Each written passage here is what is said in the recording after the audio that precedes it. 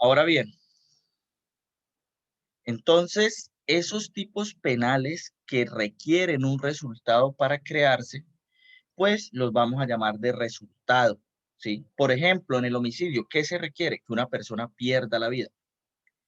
En cambio, en el tipo penal, por ejemplo, de porte de armas de uso privativo o de uso simple, yo porto un arma, doy 2 vueltas a la manzana y nunca saqué el arma, pero ya con dar 2 vueltas a la manzana con el arma ahí, ya cometí el delito de porte de armas de uso simple o de uso privativo, dependiendo del arma que sea. Entonces, los delitos de mera conducta ponen en peligro el bien jurídico sin que haya una afectación que uno pueda decir es tangible. Se perdió una vida, se perdió un objeto, nunca va a pasar eso. ¿Claro hasta ahí? Sí, señor. Bueno.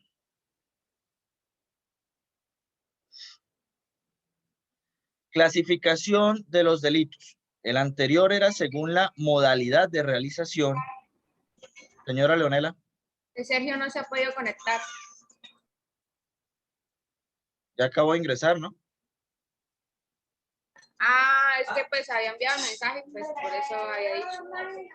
Gracias, Leonela. A ver, los delitos según la modalidad de realización. Ahora, según su consumación. Hay delitos instantáneos y delitos permanentes. Por ejemplo, uno en el homicidio es instantáneo porque se configura el momento en el que la persona pierde la vida. Profe, pero si la persona dura agonizando 2, 3 días y luego muere, ¿por qué es instantáneo? Porque antes de eso lo que se había configurado era una tentativa o unas lesiones personales. Al momento de morir es cuando en ese instante preciso donde le dicen a las 17:00 en el instante que murió, ahí es donde se configura. Entonces, esos son tipos penales instantáneos. Pero hay tipos penales que son permanentes. Por ejemplo, si a mí me secuestran y duro 3 meses secuestrado, ¿cuándo se consumó? ¿El día que me secuestraron? No, no es que sigo secuestrado en todo ese tiempo. Entonces, esos delitos se van a llamar permanentes o sucesivos, ¿sí? Se mantienen en el tiempo.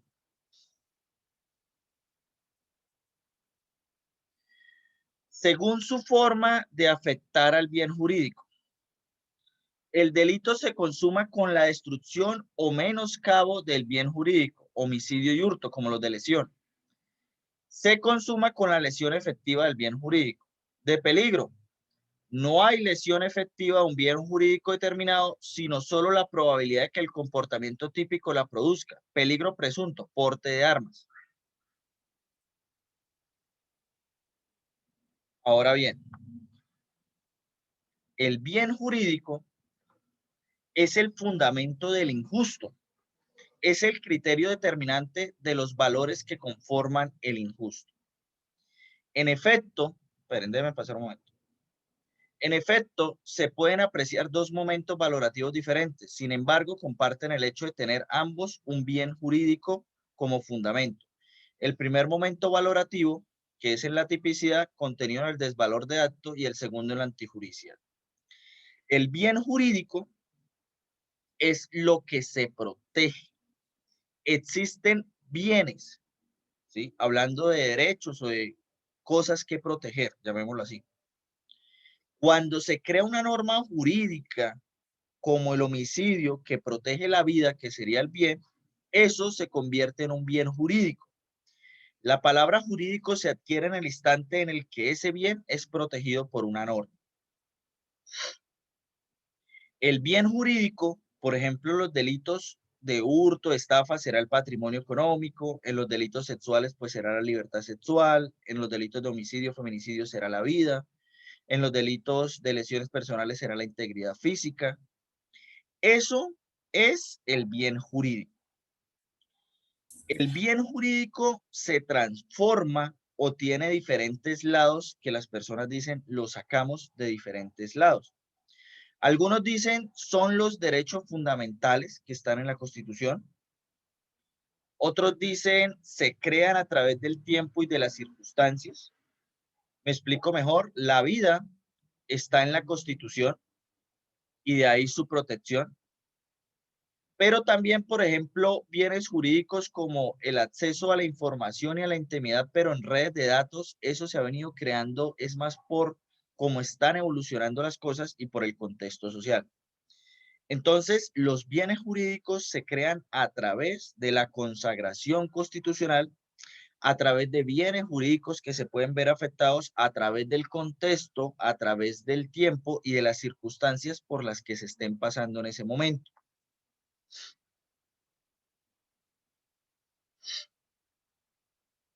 El nexo de causalidad. Teoría de la equivalencia de condiciones. La conducta ha causado o ha contribuido a causar el resultado producido en el sentido exigido en el tipo penal. Teoría de la imputación objetiva. Riesgo permitido, principio de confianza, prohibición de riesgo, autopuesta en peligro de la víctima. A ver, la teoría de la equivalencia de condiciones nos habla que el resultado debe estar enmarcado dentro de lo que el tipo penal nos está diciendo. Casi que podríamos estar hablando de tipicidad. Ahora bien, hay una teoría de la imputación objetiva que nos lleva a establecer determinadas condiciones para una imputación objetiva. ¿Qué es una imputación objetiva? Algo que no requiere hacer análisis subjetivos para llegar a establecer la misma. Por ejemplo, en administrativo, el tema de esa responsabilidad objetiva nos habla, por ejemplo, de los conscritos, que son los soldados que entran al ejército de manera a prestar el servicio obligatorio y mueren.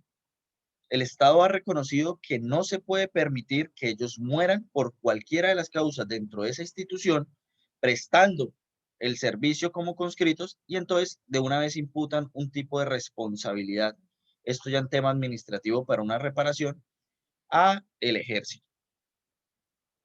El riesgo permitido nos habla de aquellas acciones que tienen un permiso aun cuando sean riesgosas, o que se permite su realización aun cuando sean riesgosas. El principio de la confianza está ligado a cuando ustedes tienen fe ciega de lo que están haciendo y está bien hecho. Me explico mejor. Ese principio de confianza lo podríamos estar llamado a cuando existe alguna norma de pronto en contrario, pero pues por la costumbre y por lo que se ha encaminado en determinado lugar, pues existe una confianza de la realización de esa conducta.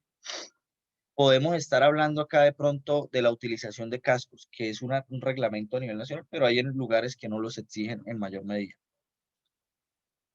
Prohibición de regreso, pues devolver lo que en ese momento se ha hecho. Y la autopuesta en peligro de la víctima, que es el momento en el que, por ejemplo, la víctima decide pasar por una autopista y no por el puente, sabiendo que esa autopista tiene un máximo de velocidad de 120 kilómetros, o sea, bajo unas condiciones.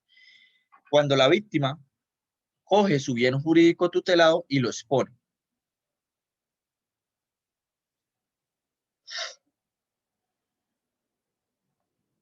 Otros elementos normativos del tipo son el objeto material. El objeto material es aquel sobre el cual recae físicamente la acción delictiva. Ese objeto material se divide en tres: personal, real y fenomenológico. Por ejemplo, cuando matan a alguien, ¿qué es lo que se está lesionando? Pues una persona. Cuando se dan lesiones personales, ¿qué se está lesionando? Pues una persona. Cuando hay un hurto, ¿qué se está robando? Una cosa. Y cuando lo que se transgrede es, por ejemplo, una falsedad en un documento, pues hablaríamos de un fenómeno. Entonces, el objeto personal lo vamos a entender en los tipos penales que afectan a la persona en cualquier sentido, su integridad física, lo que sea. Por ejemplo, violencia intrafamiliar. Por violencia psicológica, pues es a la persona. ¿Quién es el que violentan? A la persona. Real cuando cae sobre cosas, hurto, estafa, daño del patrimonio económico. eh, y fenomenológico cuando recae en algo que no es tangible y no lo podemos clasificar dentro de personas ni cosas, es algo más abstracto. El verbo rector es el cual señala la acción. El que matare a otro, ¿cuál es el verbo rector del homicidio? Matar. El que se apodere de cosa para obtener provecho, ahí no sería un verbo rector, por ejemplo, el tipo penal de hurto, sino sería un verbo que lo llamaremos complementario. Eso lo explicaré con mayor detenimiento en las siguientes. El aspecto subjetivo del tipo penal, una pregunta, voy avanzando muy rápido, o sea, ¿sí les va quedando más o menos eso? Sí, profe. Bueno, el aspecto subjetivo del tipo penal antes estaba enmarcado dentro del ámbito de la culpabilidad, pero dijeron no, debe ser un elemento de la tipicidad. ¿Cuál es ese elemento de la tipicidad? Tenemos tres: dolo, culpa y preterintención. El dolo es la intención de cometer la conducta punible. Yo quiero matar a alguien y lo mato. La culpa es cuando sin querer mato a alguien. Por ejemplo, voy conduciendo mi carro, no pasa el puente y lo mato. Y la preterintención es cuando quiero cometer un tipo penal, pero me desbordo. Entonces, quería causarle lesiones, pero lo termino matando. Una pelea entre dos personas, una le pega un puño al otro en la cara, pues se querían era golpear, termina el otro cayendo, se golpea la cabeza y muere. Esos son los tres escenarios que en un primer momento vamos a tocar y luego pues veremos otros elementos especiales subjetivos que puede tener el tipo. Pero entonces el sujeto conoce, el dolo es cuando el sujeto conoce y conociendo las circunstancias que existen objetivamente y que son coincidentes con las circunstancias del tipo penal, despliega su voluntad en el sentido de realizar el proceso comunicativo típico.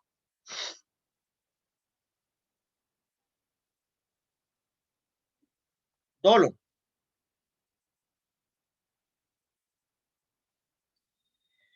El dolo tiene dos elementos: un conocimiento de lo que se está haciendo y de la ilegalidad de lo que se hace, y una voluntad de hacer. Muchas personas llegan y dicen, pero yo no conocía ese delito. Ese conocimiento del que se nos habla acá no es conocer la norma penal, como les estoy explicando a ustedes ahorita, porque si no todo el mundo sería libre, ¿sí? Ese conocimiento va más arraigado a temas de índole personal, cultural, social. ¿Por qué? Porque muchas veces se puso el debate de un indígena que dentro de su comunidad indígena, la tradición es que cuando las mujeres ya adquieren de pronto una edad, él para casarse con esa mujer va y la toma a la fuerza y la accede esa noche.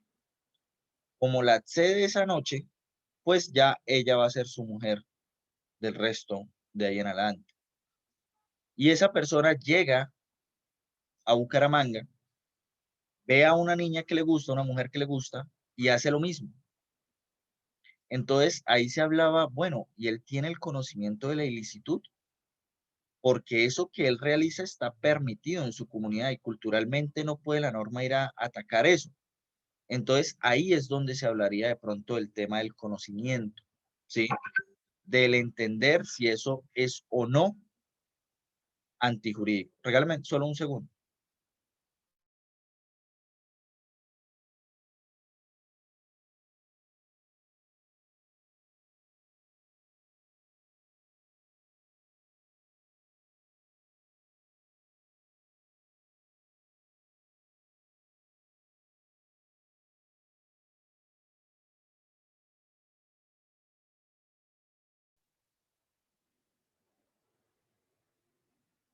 ¿Alguien me puede decir qué se entiende por voluntad?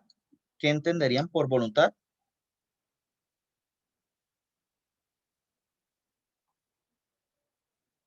Cuando voy a cometer un delito porque así lo decidí, porque tengo como ese deseo de hacerlo, ¿no? Por voluntad propia. ¿Ok? La voluntad debe ser exteriorizada. Si yo digo, yo te quiero matar, Juliet, pero nunca ejecuto nada, ahí hay voluntad. No. Entonces, esa voluntad requiere el querer que se materialicen los actos. Entonces, el conocimiento debe ser actual y no potencial. Pues el conocimiento de la ilicitud que estoy cometiendo debe ser actual, ¿sí? Comprende lo que está presente en el momento de la realización típica, ya sea por el entendido por el sujeto, que está consciente, o porque lo dé por supuesto. El conocimiento ha de recaer sobre los elementos objetivos del tipo, no subjetivos, ¿sí? O sea, el conocimiento recae en el que mate a otro, sin eximentes, sin nada más que simplemente matar a otra persona. La voluntad, como se proyecta el individuo en la realización social, el dolo no es un simple querer, es una voluntad de realización. Esto es un querer que se materializa en actos. ¿Alguien ha escuchado de Sigmund Freud?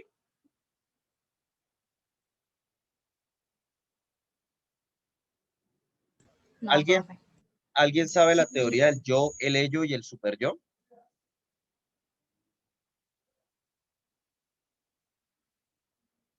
¿Nadie? Bueno, voy a poner este ejemplo acá, pero quiero que lo entiendan que no le estoy metiendo psicología a esto, solo lo intento ejemplificar mejor. Dice Sigmund Freud que dentro de nosotros hay dos seres y un tercero que es un mediador. El ello, no sé, creo que tengo una confusión de pronto entre el ello y el yo, pero lo voy a explicar así y si algo luego intercambio los papeles. El ello es esa parte del ser irracional, porque aunque digan que el ser humano es racional, nosotros aún tenemos instintos. Por ejemplo, el de supervivencia. Cuando ustedes se están desangrando, su corazón empieza a latir más lento para no desangrarse.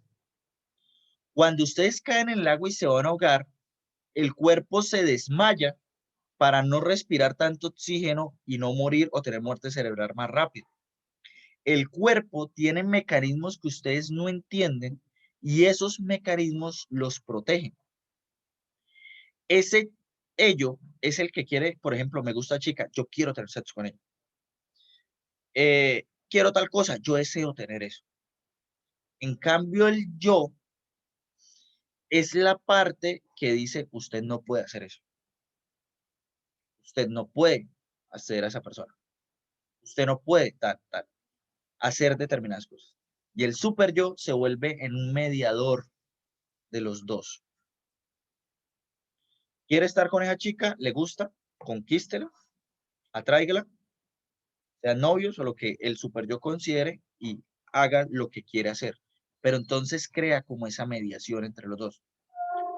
Acá esa voluntad como manera de explicarla no basta simplemente con que el ello quiera.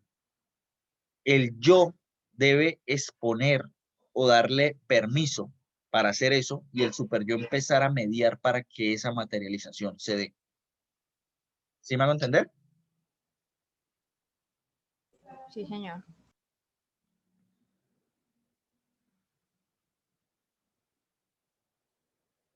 Pero, regálame un momento. ¿Por qué se pasó hasta el final? Espera, regálame un segundo.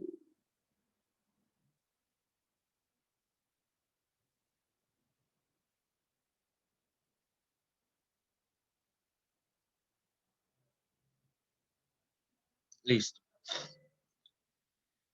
dentro de ese elemento doloso existe una clasificación.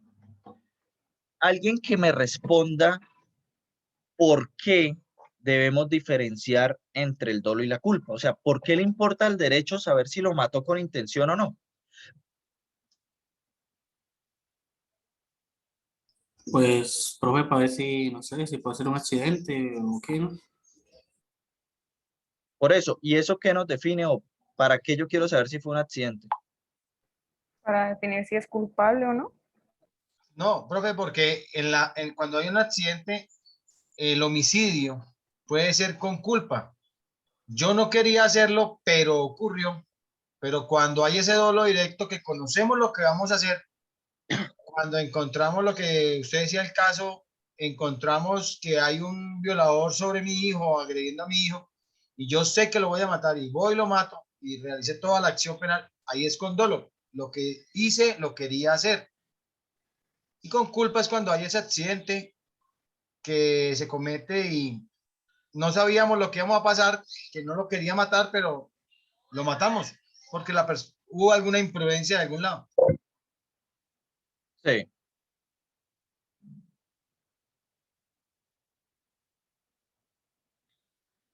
A ver.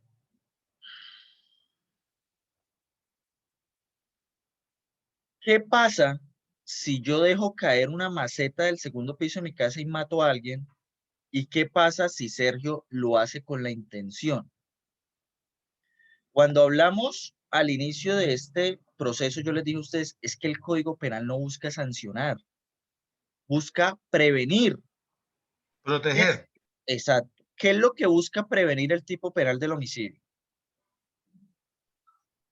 La vida. La vida de las personas.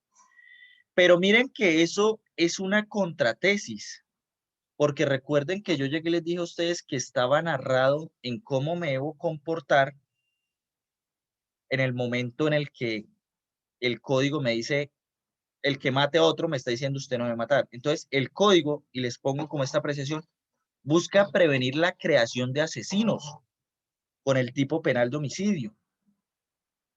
Y es diferente quien asesina con la intención de hacerlo a quien lo hace por error.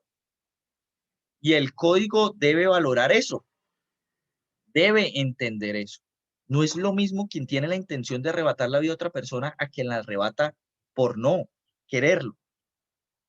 Ahora, en lo que nos dice Sergio, había casi que un problema. ¿Por qué? Porque Sergio nos pone un ejemplo, pero el ejemplo nos pone una tercera realidad. Sergio nos dice al papá que le matan a su hijo y luego él va y mata al que lo mató. Eso es diferente, Sergio.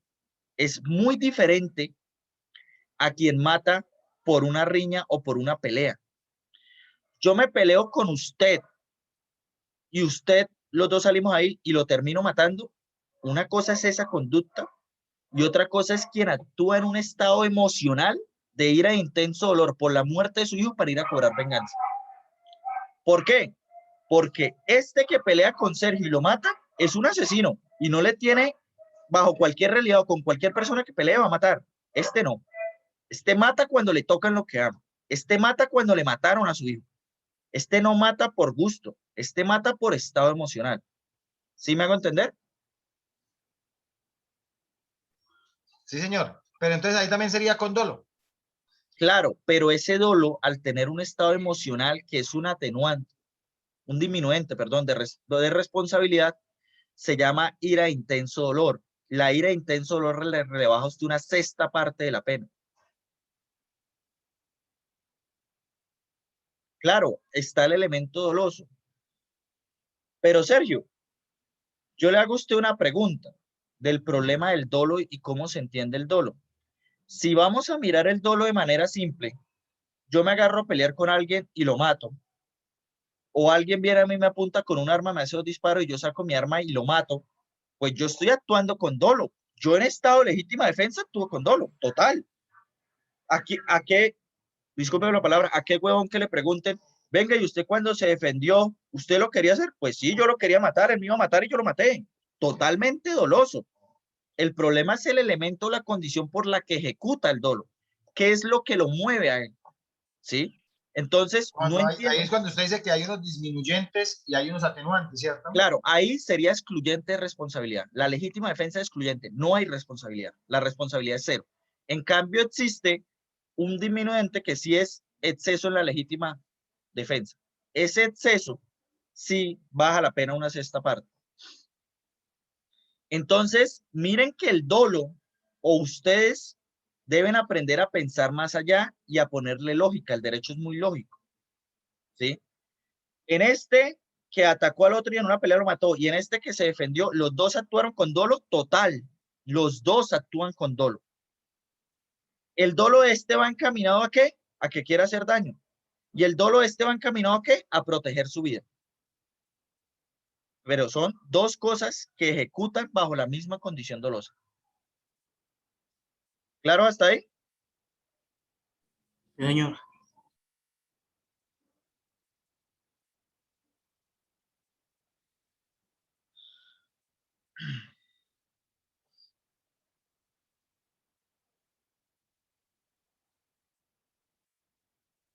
Bueno, hay un dolo directo, un dolo de consecuencias necesarias y un dolo eventual. El dolo directo es la realización típica llevada a cabo, la cual es perseguida por el autor.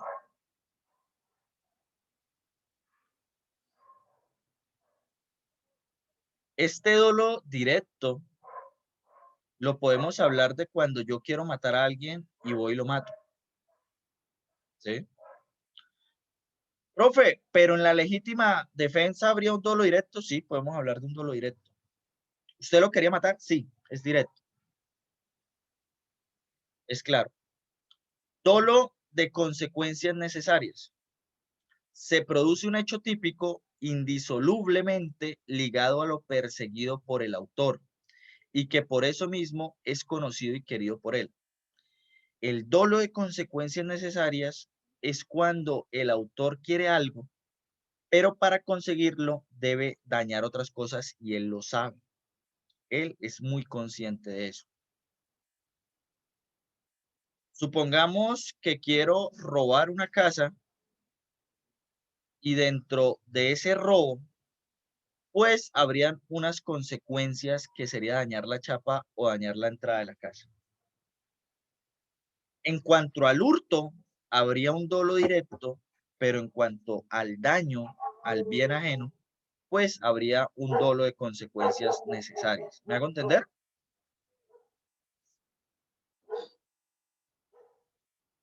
Pregúnteme y retomamos. ¿Me hago entender? Profe, Señor. ahí es como cuando hay el hurto, ¿cierto? Me meto a una finca y para poder hurtar, amarro los vivientes, ¿cierto? Para que no me incomoden en lo que voy a hacer. Me llevo las cosas, pero algunos señores fiscales manifiestan que eso es un secuestro, ¿cierto? Sí. Aparte del hurto, entonces pago también por el secuestro, teniendo en cuenta que el hurto, que esa parte, ese secuestro, esa parte de amarrar las personas, es para que el objetivo no era secuestrar, el objetivo era hurtar, sino que para que se facilitara la situación fue que fueron amarrados a esas personas sin otra necesidad nomás. Pero ahí hay dos cosas, ¿no? Ese dolo, por ejemplo, de lo del secuestro sería el de consecuencias necesarias. El del hurto sí es directo.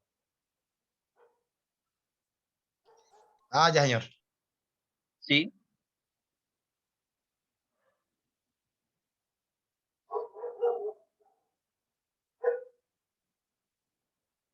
Dolo eventual. El dolo eventual está muy ligado a una figura de la culpa también. El dolo eventual es cuando yo dejo al azar posible resultado. Mucha gente se emborrachaba, salía por las calles y mataba a alguien, o atropellaba. Culpa. ¿Usted quería matarlo? No, pues ¿quién quiere matar a alguien con el carro? Nadie. Pero llegan y dicen bajo esa teoría, espere, Él se pone en ese estado de estar alicorado y sale a manejar así. Él no quiere matar a nadie, pero en su cabeza no está la probabilidad de que puede sucederle si maneja borracho matar a alguien. ¿Cuántos comerciales no tenemos de que no maneje, va a matar a alguien, se mata a usted mismo?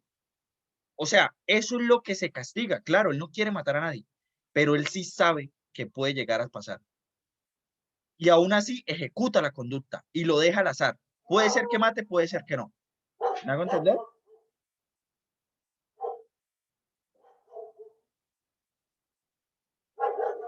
Sí, señor. Ese sería como un agravante a esa culpa que existía antes, porque antes todos los accidentes de tránsito los manejaban, era que no, que era con culpa cuando sobre todo había un homicidio, ¿cierto?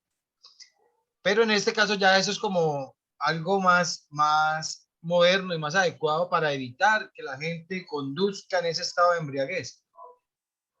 Exacto. No, y no tanto esto no se crea para evitar. Es que si ustedes hacen el análisis, no se puede meter a culpa, no se puede liberar a culpa. No se puede llegar a esa eventualidad porque él es muy consciente de lo que está pasando. ¿Sí? Él es demasiado consciente de lo que está pasando. Ese dolo eventual es cuando se deja al azar algo que usted sabe que puede suceder. Otra cosa es que usted no sepa que puede suceder, ¿sí? Por ejemplo, que la olla express no pite y a uno le toca estarla levantando y yo no sepa, y yo no la levanto y voy allá, explota y mato a mi mamá o mato, por ejemplo, a mi hermano, ¿sí? Yo no sabía, o sea, no había esa probabilidad en mi cabeza. Pero es que, o sea, dígame alguien, ¿quién que maneje borracho no sabe que puede matar a alguien o se puede matar a él? O sea, ¿hay alguien de acá que me pueda levantar la mano y no lo crea posible? Pues, profesor, pues no creo que una persona borracha pues se ponga a pensar eso. La persona pues va manejando y llegar a su destino, a su casa. Digo yo, ¿no? No, claro, Kevin, usted tiene toda la razón. Yo no le estoy diciendo que la persona borracha piense como tal de manera taxativa, voy a matar a alguien. Yo lo que le digo es que él no es consciente o no tiene dentro de su capacidad mental la posibilidad de saber que eso puede pasar como una posibilidad. Pues yo diría, Señor, yo diría que sí, profe. claro, el hecho no es que él tenga en su cabeza que va a matar a alguien, no, pero es que nuestros papás nos lo dicen de pequeño, no maneje borracho. Usted le regala una moto, le entrega una moto, no vaya a manejar borracho. O sea, eso ya es algo que tenemos arraigado en nuestra cultura. Aparte, ¿cuántos accidentes no sean borrachos? La mayoría de accidentes son borrachos. Se mata gente borracha. ¿Cómo matan a los demás? Borrachos. O sea, nosotros tenemos en nuestra mente la probabilidad de que eso puede suceder.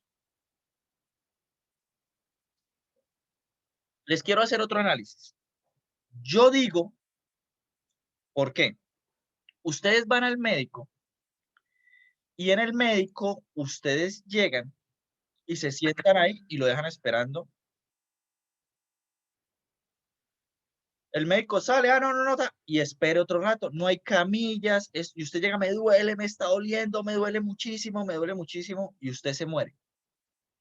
Entonces le meten a los médicos culpa. O sea, él no quería que usted muriera. Sí, eso es total, el médico no quería que usted muriera. Pero el médico, siendo médico, no tiene la capacidad de saber que esa persona que está sufriendo esos fuertes dolores puede llegar a morir.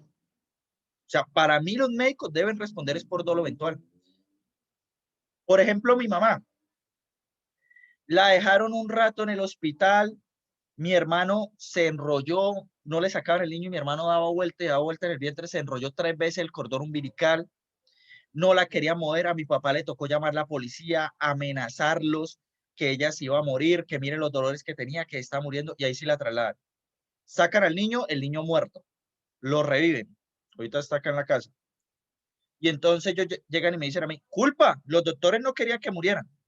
No seamos huevones, o sea, ellos sabían lo que iba a pasar. Eso sí es una verdad, ¿sí? O sea, no nos crean tampoco estúpidos, imbéciles, de que entonces ellos no querían que se murieran. No, para mí eso es una figura de doble eventual, porque ellos son médicos, saben de la conformación humana, de cómo se puede morir, de lo peligroso que es un parto. Ellos sí tienen en su cabeza eso. Y para mí, por ejemplo, en ese caso en específico, se actúa bajo la figura de doble eventual.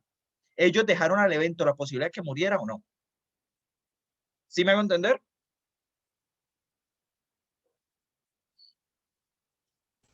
Sí, profe. Sergio, ¿qué opina del análisis?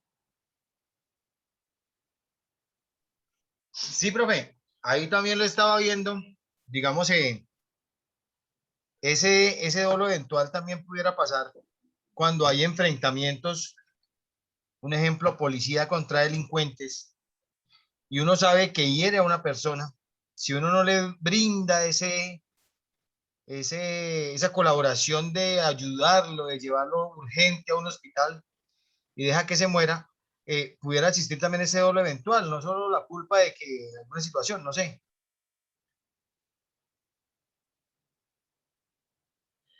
Sergio, podríamos hablar de dolo eventual si usted es el que le dispara y lo hiere. Pero si usted no es, hablaríamos de omisión de socorro, que es el otro tipo penal aparte. No, sí, yo decía, cuando uno hiere a alguien y de pronto no, en mi rabia y en mi situación, porque fue el que me atacó o alguna cosa, lo dejo morir. Entonces ahí no sería esa culpa para decir, no es que fue en defensa propia, sino por listo, ya ocurrió el hecho, ya lo hirió, porque no lo ayudó para que no se muriera. Si usted sabía que se podía morir con esas heridas. O sea, me pareció que era lo mismo como cuando los médicos no ayudan sabiendo que por esa situación, por un sangrado, por cualquier situación de esas, se puede morir la persona. Sí. Entonces, me pareció que se podía pegar por ahí, o sea, la misma. Sí, claro, la teoría está evolucionando a muchas cosas. Ahorita todavía no ha evolucionado el campo de la medicina, pero se está haciendo.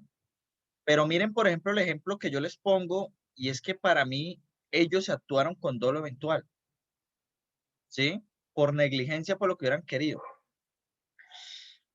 Ahora se las pongo mucho más difícil,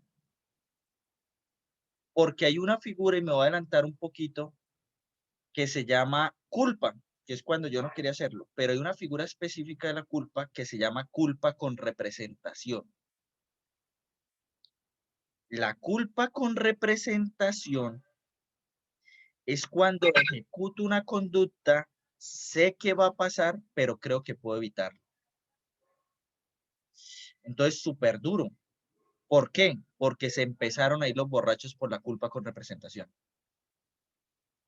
Entonces le preguntan, no, dolo eventual. Él decía, no, yo sí sabía que podía matar a alguien, pero yo siempre he manejado borracho y creía que podía evitarlo. ¿Sí? Y entonces imagínense ahí el choque entre dolo eventual y culpa con representación, porque están en un hilito acá. ¿Cómo sabemos entonces si él podía evitarlo o creía poder evitarlo o no tenía ese conocimiento de poder evitarlo? Imaginen ustedes entonces el dilema en el que se está en estos momentos bajo esa figura. Y es que son muy similares, ¿cierto? Sí, señor. Entonces está muy ligado entre uno y lo otro. Ahora bien,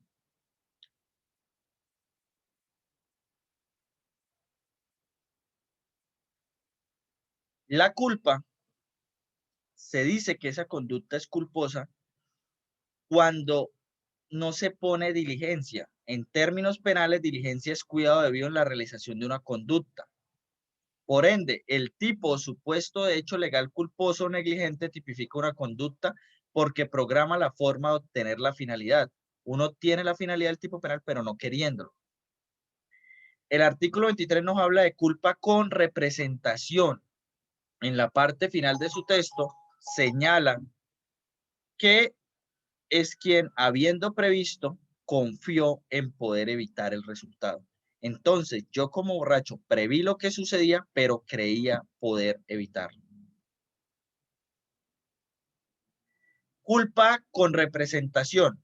Teoría de la probabilidad o la representación. Dolo eventual. Cuando el sujeto se representa como probable la realización del tipo objetivo y a pesar de ello decide actuar, con independencia de si admite o no su producción. Culpa consciente. El sujeto no se representa esa probabilidad o la advierte como lejana o remota, ¿sí? Entonces, el médico que hace el parto advertía, por ejemplo, en ese momento que mi mamá pues se estaba era quejando de más y veía muy remoto en serio que el niño se fuera a venir de una vez porque ella tenía 7 meses. Entonces, miren el caso de mi mamá. No, es que tenía 7 meses, yo veía muy lejano en serio que la señora se fuera a ir de parto una vez. Entonces, si ven, mire, ahora bajo esa teoría y yo dándoles una nueva argumentación pequeña, podemos estar hablando de culpa con representación en el ejemplo que les pongo.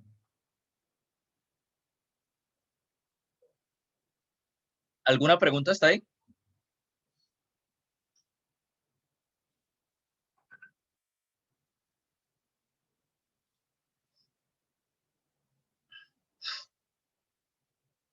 ¿Alguna duda sobre la culpa con representación? Profe, entonces, ¿no existe algo especial en esa diferencia o qué podemos dejar claro para decir como una acción que exactamente diferencie la culpa con representación o al dolo eventual?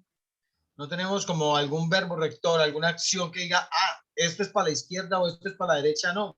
La Es como probabilidad. lo aprecie el señor juez, alguna cosa, ¿cierto? No, la probabilidad. ¿Qué tan lejana era la probabilidad de producción? Culpa con representación. ¿Qué tan probable era dolo eventual? ¿Sí? Por ejemplo, es diferente que usted crea poder evitar que si va manejando borracho y va por la autopista, vaya a atropellar a alguien. Pues sí, es muy raro que alguien esté pasando la autopista y más a altas horas de la noche, supongamos 10, 12 de la noche, 1, 2. Otra cosa es que usted va a pasar por la calle de las estudiantes borracho a las 12 o 1 de la tarde, pues nadie le va a creer que sea culpa con representación, nadie en esta vida. Entonces, eso va a saber, porque la culpa con representación es la probabilidad o la advierte muy lejana, que no puede suceder. Él cree poder evitar eso. Entonces, el médico, que la persona tiene una herida pequeña, muy pequeña, y está sangrando poquito, y él pues le hace el análisis y cree que lo deja ahí un rato, y dice, no, no lo va a tratar, esperemos, empieza a tratar a otros médicos, y él se muere. Él creía remota o lejana la probabilidad de eso. Lo que no sabía es que él se estaba desangrando por dentro. ¿Sí? Que la herida sí perforó mucho más por dentro y estaba teniendo un desangramiento o se estaba desangrando de manera interna. Eso podríamos entenderlo como culpa con representación. Cosa diferente que tiene una herida muy grande, vemos la cantidad de sangre que está saliendo, el médico dice, espere, ahorita lo atendemos, y deja pasar 2, 3 minutos y él se termina desangrando. ¿Sí me va a entender, Sergio? Sí, señor.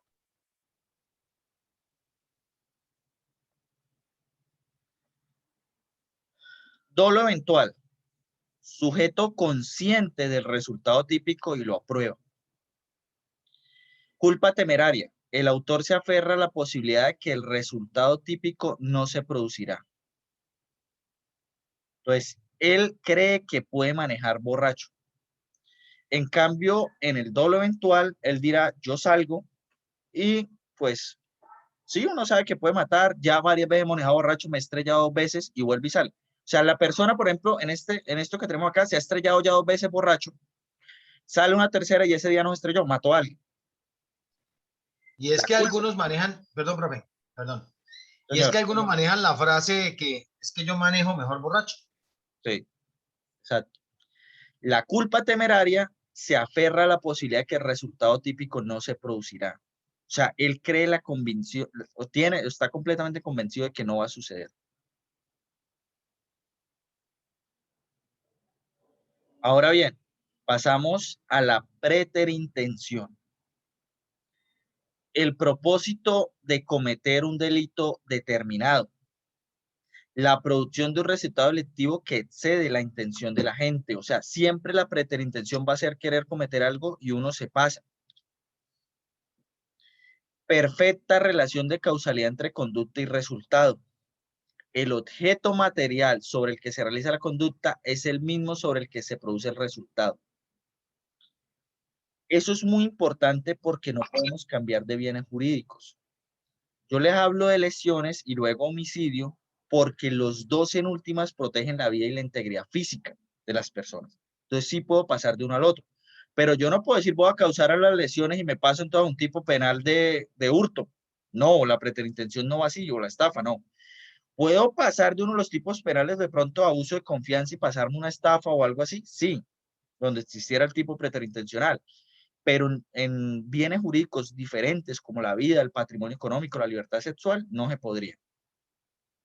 Y debe estar expresa consagración legal de esta figura, donde los tenemos es en el aborto, porque hay aborto preterintencional, y en el homicidio. Profesor, ¿cómo se aborto preterintencional? Pues usted le quería causar lesiones a la embarazada y en vez de causarle lesiones la termina haciéndola abortar.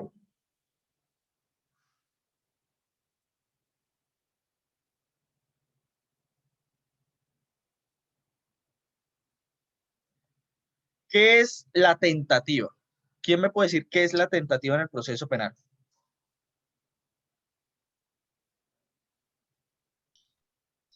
Es cuando se realiza un hecho punible, pero no me pude aprovechar de ese beneficio.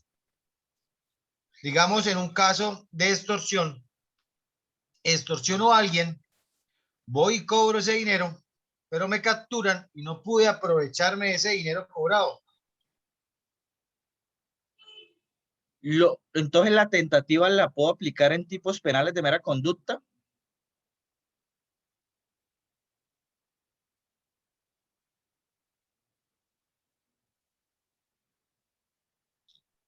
No Yo sé, les expliqué a ustedes que hay tipos penales Sí. de resultado y tipos penales de mera conducta. Con yo solo sacar el arma, pues ya estoy incurriendo en el tipo.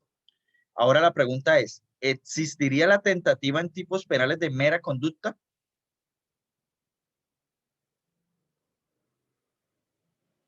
Sí, digo que sí, pues es esa acción que pues, o sea, no tiene el resultado que se quiere. Pero si tú me dices sí y me estás diciendo que no se quiere el resultado, pues yo te digo, en los tipos penales de mera conducta no existe resultado. Bueno, o sea, es esa conducta que tiene sanción, pero pues esa acción que ejecutó no acaba, ¿sí me entiendes? Si la acción que ejecuta no acaba, y vuelvo y te doy la razón porque tienes toda la razón, entonces la tentativa, lo que no se logra hacer es obtener el resultado. Entonces vuelvo y pregunto, ¿la tentativa se admite en tipos penales de mera conducta?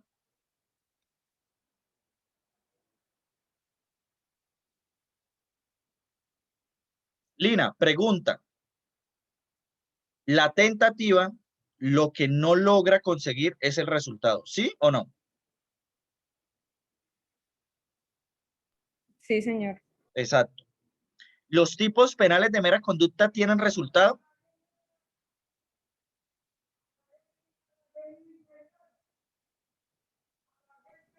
Sí. No. Los tipos penales de mera conducta no tienen un resultado. Simplemente tú lo ejecutas siempre. Entonces, bajo esa teoría, los tipos penales de mera conducta no podrían llegar a ser tentados. Te hago el siguiente ejemplo. Yo voy y a una persona le hago 3 disparos, la dejo herida de gravedad, pero no se muere. ¿Cuál es el resultado? La muerte de la persona. Hice todo lo posible, le disparé en partes vitales y no me murió. Eso es tentado. En el porte de armas, que yo solo con tener el arma acá, y tú me dices que puede ser tentado, te digo, dame un ejemplo en qué momento puede ser tentado.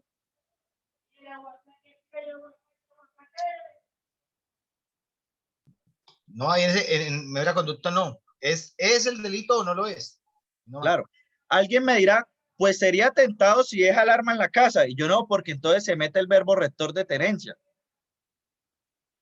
Esos tipos penales no pueden admitir tentativa en un primer momento. Habrá uno, creo que se hizo un análisis con uno solamente, pero el resto no van a admitir como regla que se puedan ser tentados.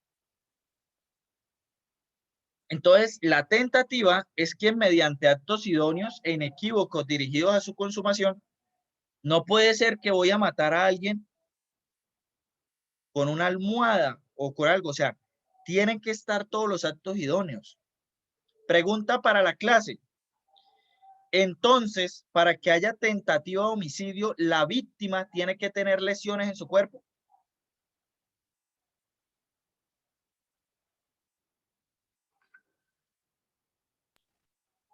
Profe, no, no porque esto, si un ejemplo, le brindo algunas sustancias que yo sé que lo pueden matar, no le van a quedar de pronto secuelas que se puedan ver o lesiones que se puedan ver. Pueden ser internas también, ¿no? Pero que las lesiones no se puedan ver no quiere decir que no haya lesiones. ¿Alguien considera que el tipo penal de tentativa de homicidio se puede configurar sin que la víctima tenga una sola lesión?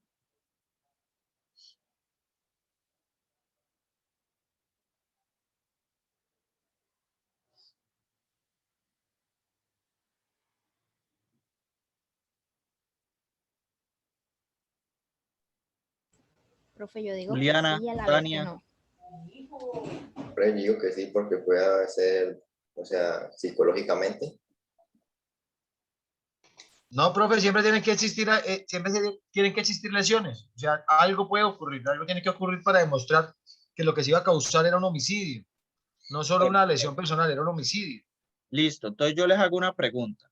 Si yo voy y busco un arma, el arma funciona, me acerco a 2 metros, a 3 metros de donde Sergio y le hago 3 disparos a la cabeza, pero los disparos pasan así, ninguno lo toca, ¿eso no es tentativa de homicidio? Sí es. Sí, profe, porque lo hizo Tentativa. con tal intención de matarlo. Entonces, la tentativa no requiere de lesiones personales en la víctima, sino de establecer que efectivamente pudo llegar a matarlo, que existió claramente la posibilidad de muerte de esa persona.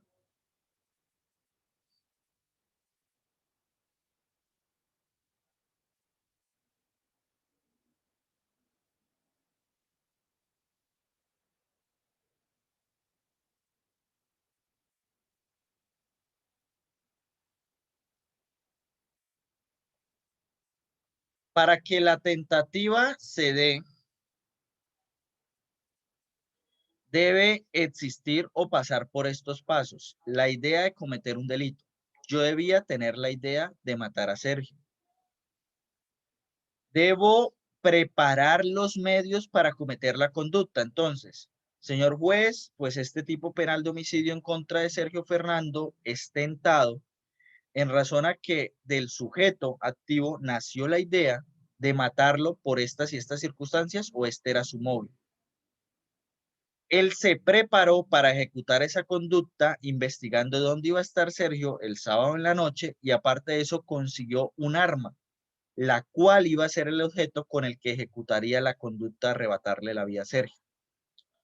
Esta persona despliega actos idóneos e inequívocos para matar a Sergio, como lo fue salir de su casa a las 8 de la noche en dirección a donde se encontraba Sergio. ¿Sí?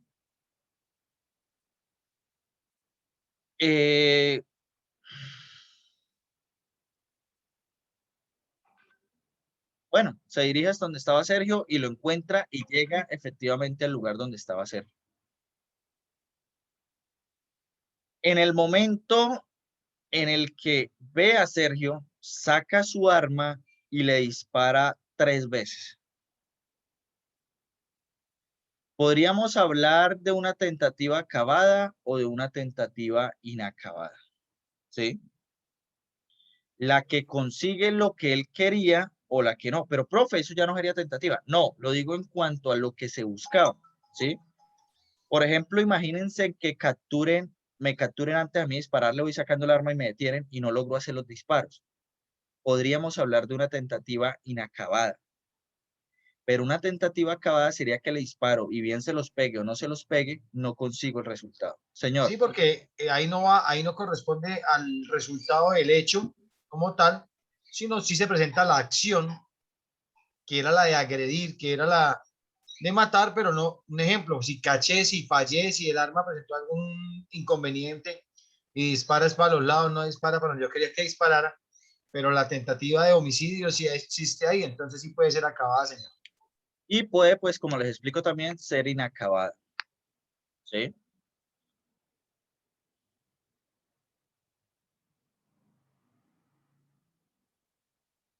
Concurso, tenemos en materia penal dos tipos de concurso. El concurso de conductas punibles y el concurso de personas. Concurso de conductas punibles. El artículo 31 nos habla de la siguiente manera: el que con una sola acción o omisión, ideal o formal, o con varias acciones u omisiones, real o material, infrinja varias disposiciones de la ley penal, o varias veces la misma disposición, quedará sometido a la que establezca pena más grave, según su naturaleza, hasta aumentada hasta en otro tanto.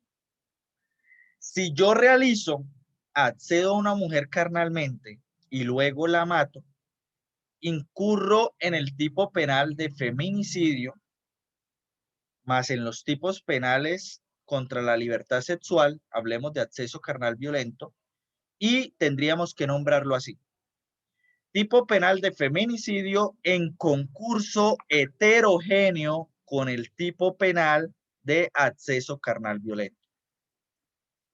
En cambio, si yo robo a 5 personas, lo que diremos es que el concurso es homogéneo. Entonces, hurto en concurso homogéneo con hurto, en concurso homogéneo con hurto, en concurso homogéneo con hurto.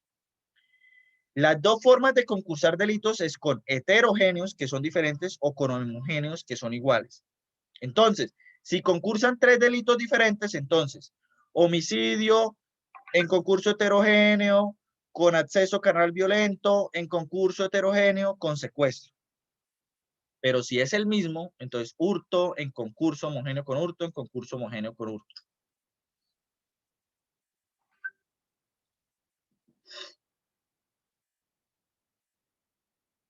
Sí, claro, hasta ahí. O sea, lo que entendí, el heterogéneo es cuando se mezclan varias acciones, ¿cierto? O varios delitos.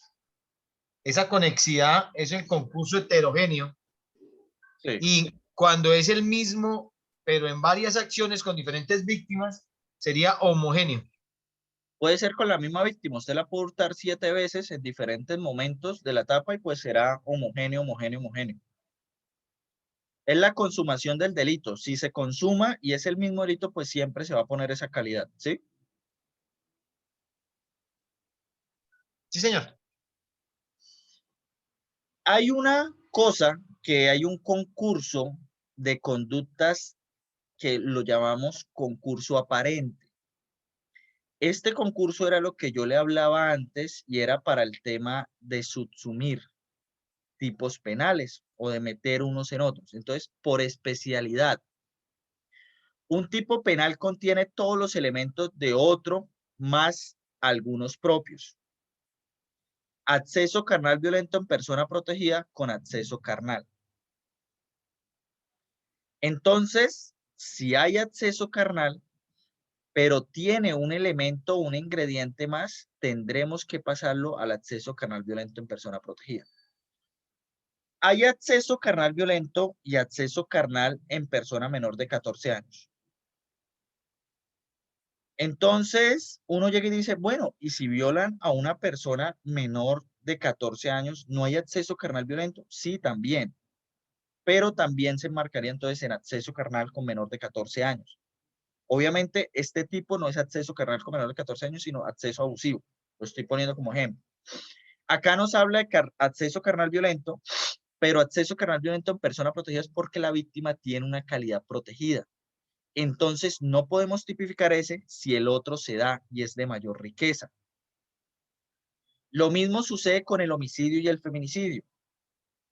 Pero, profe, ¿no cometen homicidio cuando matan a una mujer? Sí, pero si se demuestra que es por su condición de ser mujer y tiene ese ingrediente, no lo podemos llamar homicidio, sino feminicidio. Entonces, por especialidad, tenemos que buscar el tipo que se acomode más perfectamente a la descripción. ¿Claro hasta ahí?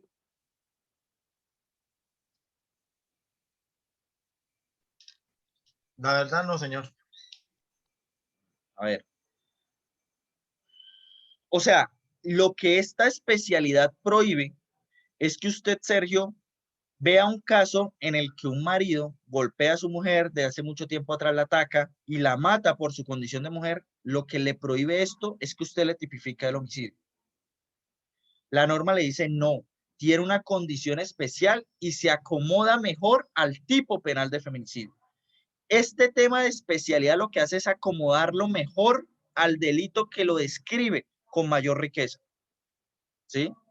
Al que cumpla más los puntos como tal, al que cumpla más los verbos rectores, al que se encaje mejor en ese el que delito. le encaje mejor, eso es especialidad. Entonces, Sergio, yo soy una persona protegida y si no hubiera esta especialidad, pues usted me mete acceso carnal violento. Pero yo digo, no, Sergio, no me meta acceso carnal violento porque hay otro tipo penal que se llama acceso carnal violento en persona protegida y yo cumplo las condiciones de esa persona protegida. Entonces, el tipo penal es acceso carnal violento en persona protegida. ¿Sí, Sergio? Sí, señor. Subsidiariedad. Interferencia por progresión. Cuando la consumación excluye la tipicidad de la tentativa o del delito consumado en su concurso. Entonces, abuso de autoridad por acto arbitrario o injusto. No puede llegar a alegarse el tema, por ejemplo, de algún tipo penal, en este caso, atribuible a ese acto arbitrario o injusto, ¿sí?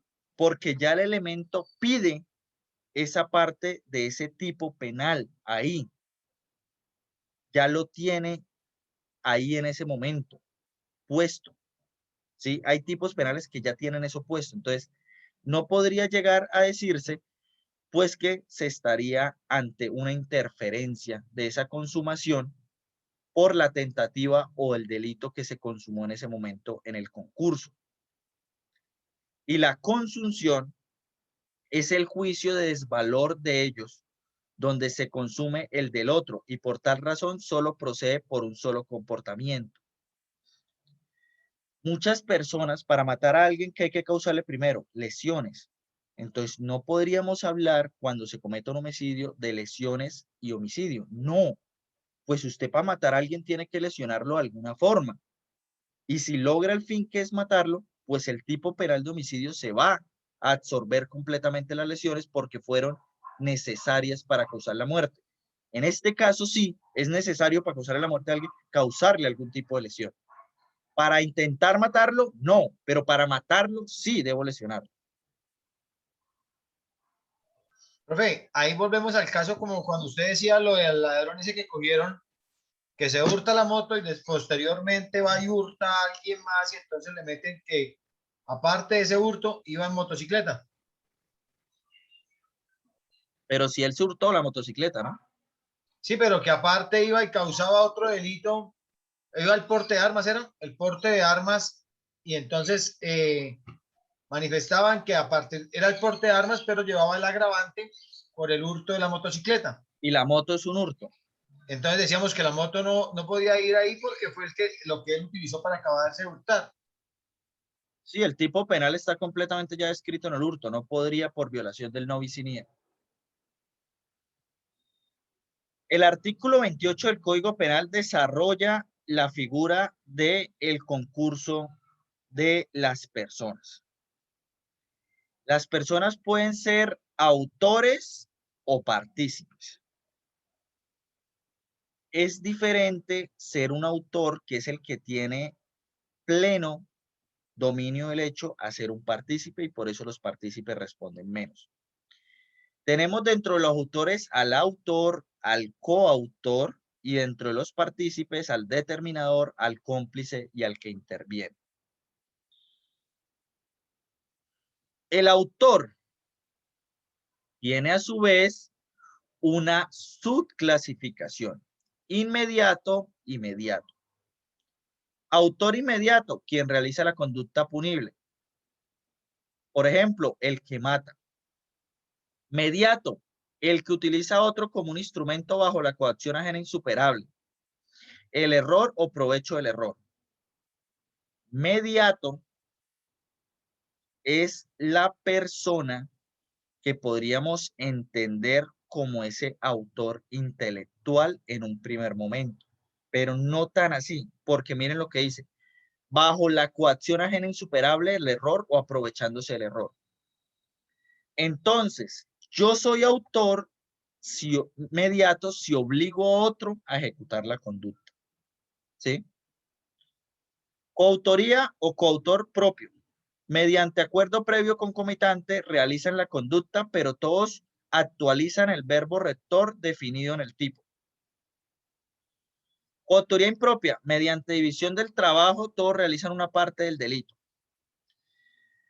Entonces, si yo me acuerdo con una persona y le digo que le pago para que ejecute determinada conducta, ¿sí? Pues podríamos estar hablando de una coautoría entre los dos. Y si yo lo presiono o lo obligo, estaríamos hablando de un autor mediato. ¿Sí? ¿Alguna pregunta hasta acá?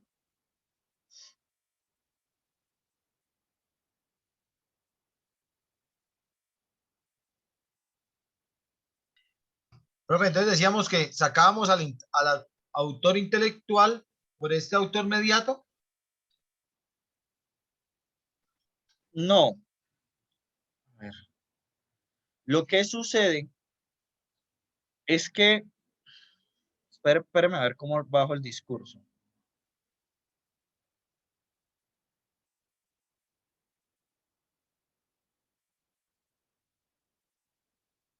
Ok. El autor intelectual, como nosotros lo concebimos, no existe en Colombia.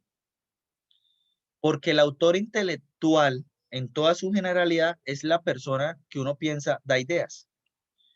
Por ejemplo, el que va y le dice a otro, oiga, venga, mate a tal man y yo le pago tanto. ¿Sí?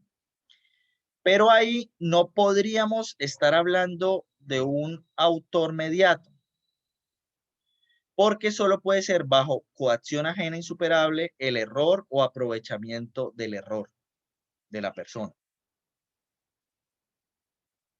¿Por qué autor? Porque es que cuando hablamos de autor es uno solo, ¿sí? Cuando hablamos de coautoría son varios. Para que existiera el autor intelectual en Colombia, tendría que haber una fusión entre el autor mediato y el autor mediato y la coautor impropio. En Colombia es como si hubiera habido una división de eso y dice, cuando el autor obligue a otra persona a ejecutar la conducta, pues quien ejecuta la conducta no tendría responsabilidad porque está obligado. Él será un autor mediato. Y cuando el autor, mediante división de trabajo, donde todos realizan una parte del delito, así sea que yo soy el que lo planifico, pues sería coautoría impropia, ¿sí? Un coautor o coautoría impropia. Entonces, la coautoría propia es mediante el acuerdo previo o concomitante y todos realizan el verbo rector. Me voy a explicar. Homicidio. Autor inmediato. Yo quiero matar a Pablo, me acerco y le pego 3 tiros y lo mato. Nadie me dijo nada, nadie.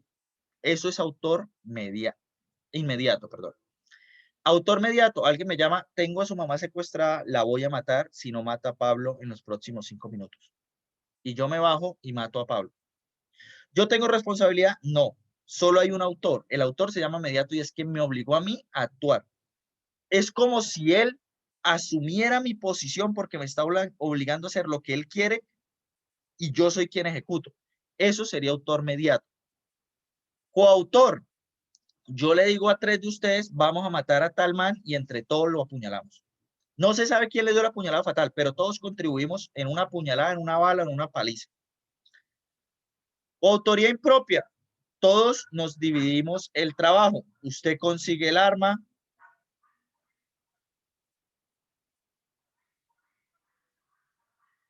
Usted consigue el arma. Usted va y la llevamos a tal lado. Usted lo tiene mientras yo le disparo. Cada uno hace una cosa diferente, pero todo contribuye a la realización. ¿Claro hasta ahí? Señor, sí, señor. Profe, una cosita, es que me quedó la duda ahí. En el caso que usted dice, secuestran a mi mamá, y este autor o este autor inmediato que está ocurriendo, haciendo el secuestro, me exige que para la liberación de mi madre tengo que cometer el hecho punible de homicidio contra una persona. Y yo voy y lo hago, y entonces no soy responsable de ese hecho. Es lo Eso que le es, entendí, ¿cierto? sí, es un eximente de responsabilidad que se llama coacción ajena. Si la coacción ajena es insuperable, o sea, si efectivamente le mandaron a usted fotos de su mamá presionada y que en serio ya le iban a matar y todo eso, que eso sería insuperable, no tiene responsabilidad. Pero si simplemente lo llaman y le dicen que tiene a su mamá secuestrada y que la van a matar y todo eso, y usted ni siquiera tomó un acto para saber y su mamá estaba en la casa, y usted va y mata a otra persona, eso sería un homicidio con coacción ajena superable y le daría entonces a usted homicidio culposo. Todas esas figuras dependen de si es superable o insuperable. ¿Sí, Sergio? Gracias, señor, gracias. Sí, señor.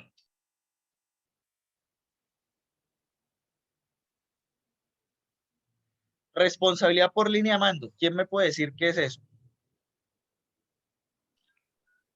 Es cuando los grupos delincuenciales o en la parte militar, el comandante o jefe del grupo toma una decisión de vamos, tienen que ir a hacer esto y efectivamente el grupo realizó un ejemplo, una masacre. La línea de mando del comandante de pronto no estaba en el sitio ni cometió esa masacre, pero él dio la orden para que eso se efectuara. Listo. Primero, les voy a dar un ejemplo muy importante para esto. Había o dentro de los grupos paramilitares que existieron en Vélez, siempre existía una línea militar o un jefe militar y un jefe político.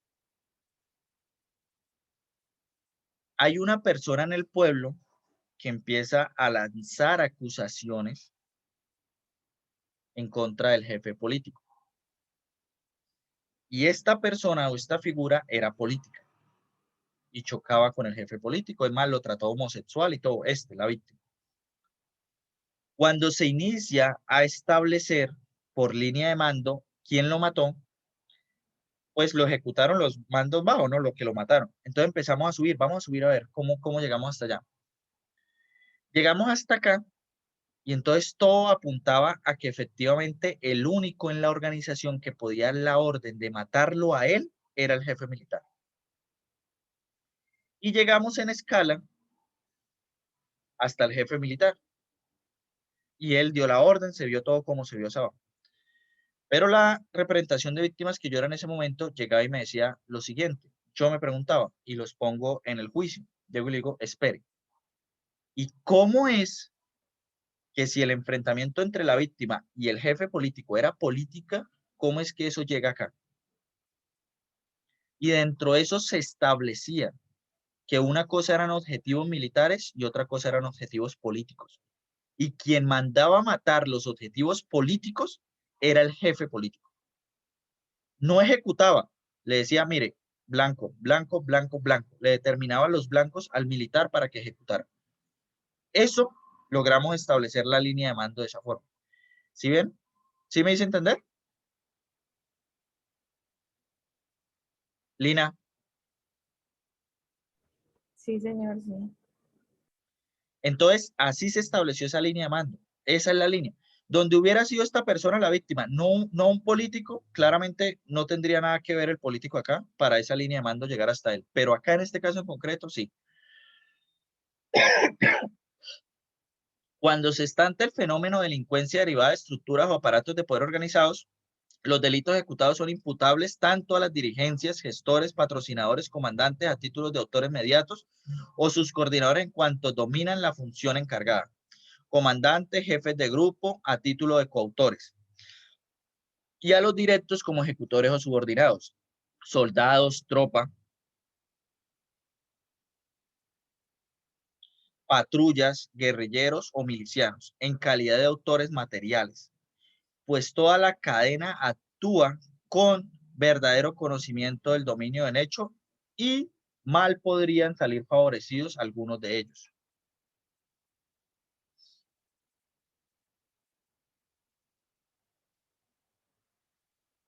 Entonces, entendimos, Lina, ¿cuál es la diferencia entre autor y coautor?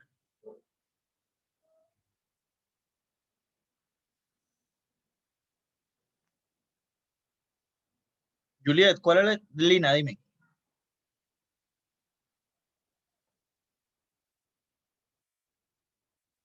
Karen, Juliana.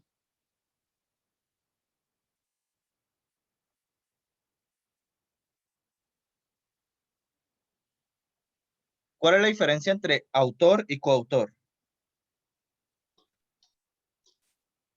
El autor es el que lo puede cometer un hecho punible de forma inmediata o mediatamente. El coautor, perdón, hay una reunión o una entre una o dos personas, entre dos personas o más, para realizar un hecho punible donde su conducta puede ser propia o impropia para llegar a ese hecho. O sea, el autor es cuando es uno y los coautores cuando son varios. Decimos que Profe, para ser el autor, Profe, no. Señora. no, el autor sería el que realiza la conducta punible por sí mismo, utilizando como otro como instrumento. Y el coautor. Los coautores, el coautor sería el que realice la conducta mediante algún acuerdo que haya hecho con otra persona. Entonces la pregunta, ¿el autor será uno y cuando se hable de coautores debemos entender que son varios? No, también puede haber un solo coautor. pero ya es diferente al autor.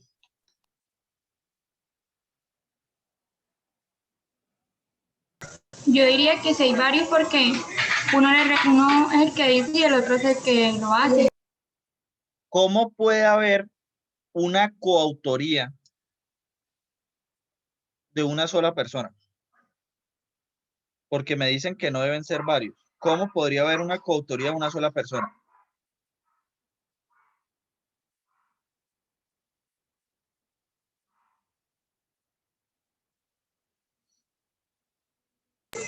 Por eso digo que deberían de ser varios porque un grupo dice y el otro grupo es el que hace el de, o sea, ya sea delito o sea el hecho que vayan a realizar, el que manda, y el otro es el que lo hace.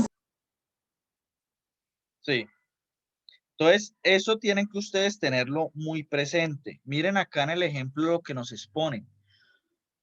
Todos los que dirijan o los que coordinen o dominan serían autores mediatos. Pueden haber una gran cantidad de autores mediatos, pero cuando hablamos de coautoría, tenemos que entender que sí o sí trae implícito el que sean varios. En cambio, los autores pueden ser uno o podemos hablar de varios autores, ¿sí?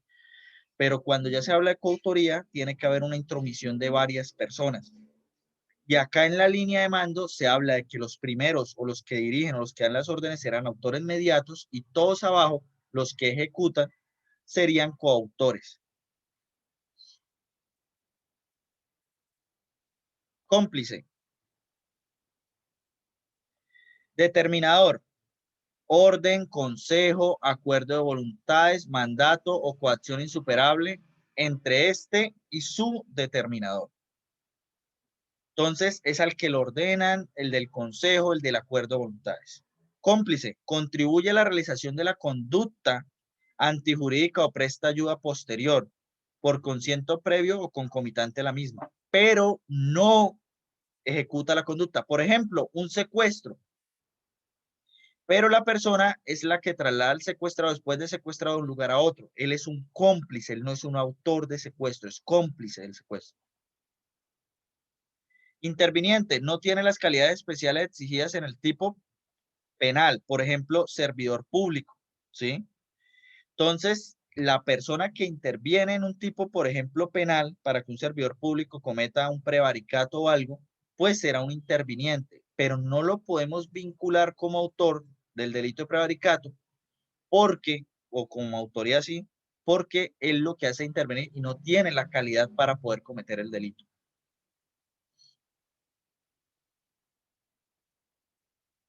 La antijuricia. Terminamos tipicidad con todo lo que hemos visto. ¿Alguien tiene alguna pregunta hasta ahí?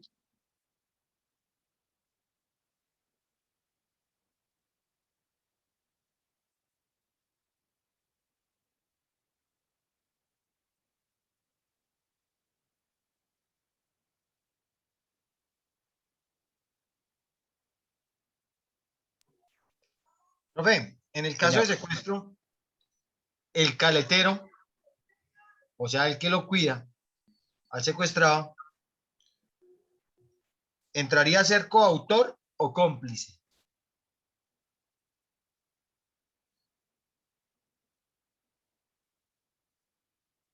El que lo cuida es coautor. Pero eso en el tipo de secuestro, y le voy a explicar por qué, Sergio. Por lo siguiente. Le expliqué que habían dos tipos de delitos: de ejecución instantánea y de trato sucesivo que se dan en el tiempo. El secuestro es un tipo penal que se mantiene en el tiempo. Si bien lo secuestran en ese instante y una persona lo traslada de un lugar a otro, puede ser que no en todo secuestro se requiera de un traslado a otro, pero en todo secuestro sí se requiere un caletero, lo que usted llama, sí se requiere alguien que custodie a la persona secuestrada. Esa es una función primordial para la ejecución de la conducta. No está prestando una ayuda. Es un rol completamente claro y necesario. ¿Sí, Sergio? Sí, señor.